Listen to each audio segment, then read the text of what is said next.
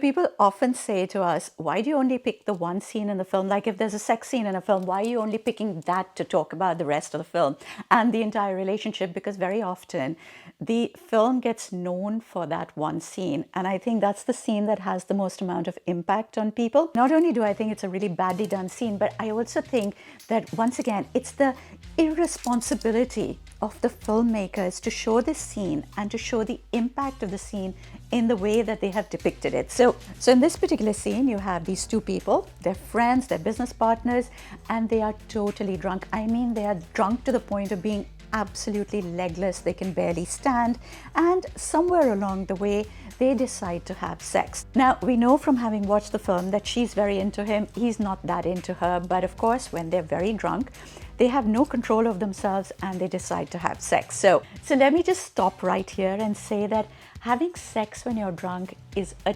terrible thing to do, but of course it happens. It's not that that sort of thing doesn't happen. So let me instead tell you what actually happens when you try and have sex when you're drunk, because the film is not going to tell you that. Having sex when you're drunk is never actually going to lead to good sex, and I'll tell you why. The body needs really, really good circulation for good arousal. When you're drunk, your blood circulation is not going to be that amazing, which means that your arousal is not going to be wonderful. So it's going to lead to bad sex anyway. Number two, when you're that drunk, as these two are shown to be, almost legless with intoxication, when you go through all of those permutations and combinations that you see on the scene, you're more than likely to throw up, and more than likely you will throw up on your partner.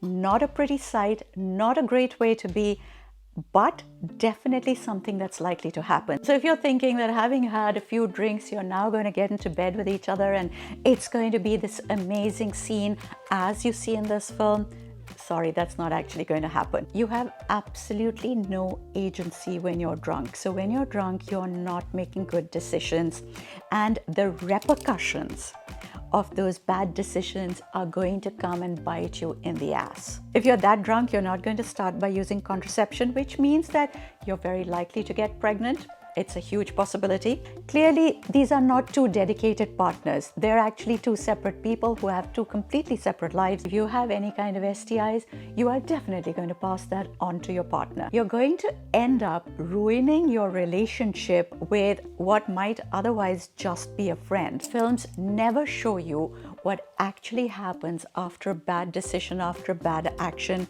They justify it, they validate it by making it all sound wonderful. They romanticize the whole thing, and they actually reward it by saying that the two people have now decided to fall in love and they're going to be together for the rest of their lives.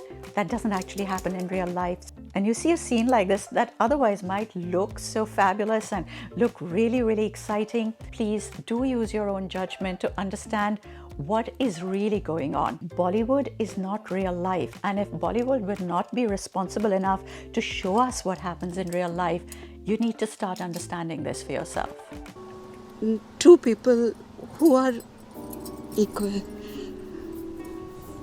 Life is a long journey. Mira, sometimes you will feel you're less.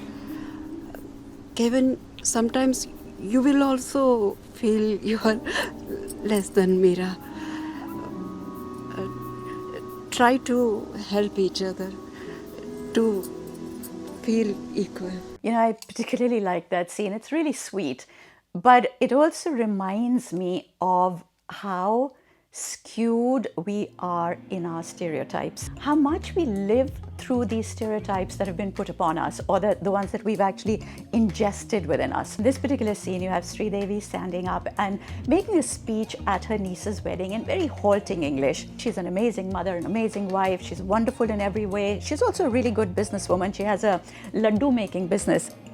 Her English is really not very good, and so her husband and her daughter decide to look down upon her. Through the entire story, they make fun of her, they make her feel like she's less than them. Finally, she decides to go and learn English. So this particular story, typically of the melodrama of a Bollywood film, on the day that the wedding is taking place, she's supposed to get her certificate for her English course that she's just done to better herself, but she can't attend her own certificate ceremony because she has to attend the niece's wedding. So all the people in her class also decide not to go for their certificate ceremony, but turn up to the wedding instead to support her. And of course, you then see the husband looking all shamefaced and thinking, oh, he's done his wife wrong and that he shouldn't have treated her like this. But what really annoys me is that it's taken everybody else to appreciate her first before he's decided to appreciate her too.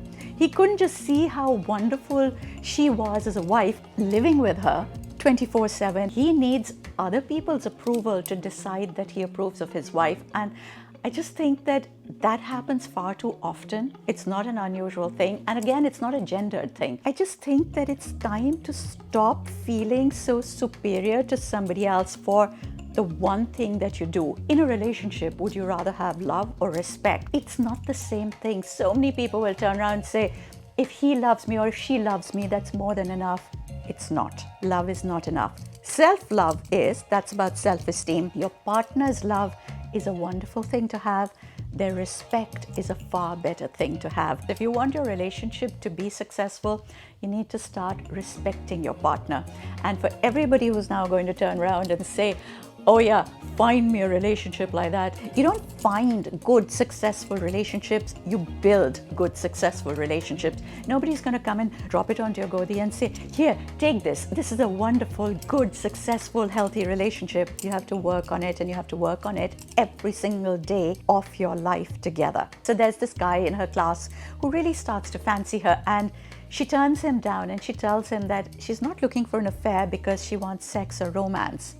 She actually wants dignity and respect. And I think that should actually be the tagline of this film. I think that should be everybody's tagline. That's what you wake up to every morning and say, what I'm looking for in my life with my partner is dignity and respect. And that's what I'm going to give my partner in return as well.